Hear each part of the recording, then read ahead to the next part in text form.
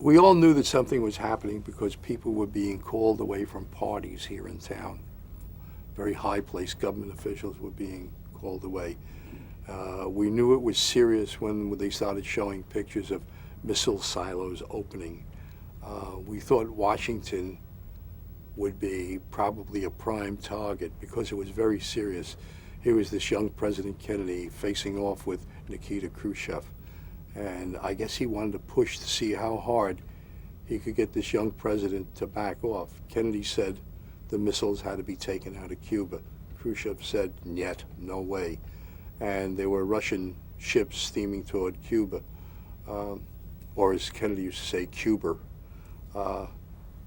It was kind of a scary time, and I don't know how it was around the rest of the country, but in Washington it was very scary. My daughter had just been born, I guess a couple of months earlier, and because of a death in the family, she hadn't been baptized.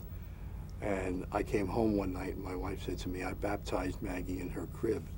She was that scared that we were going to have a nuclear war at that time. So it was a very scary time here in Washington. The coverage was all kind of secretive. We followed a lot of government officials around and tried to get information from them, but it was very hard. It was a very trying time, and they didn't want to give any information out. So even though we had camera crews at the White House and at the State Department and at the Pentagon and all over, we didn't really get much out of them. They played it pretty close to the vest during that time, and I can't say as I blame them. Once you had come to Washington after your connections with the Kennedys earlier, did that help you at all? It helped me. It helped me when I was here because I knew them all, but they weren't about to.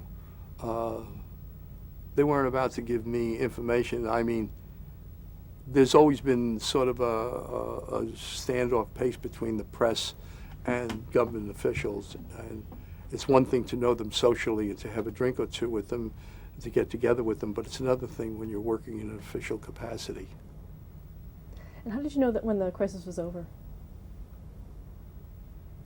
Well, I think when the Russian ships turned back was when the crisis was over. And I remember those pictures that came back where the two ships passed one another and they came so close that they almost hit. But it was when the ships turned around. The Russian ships turned around and went back, and then they started to dismantle the missile sites in Cuba.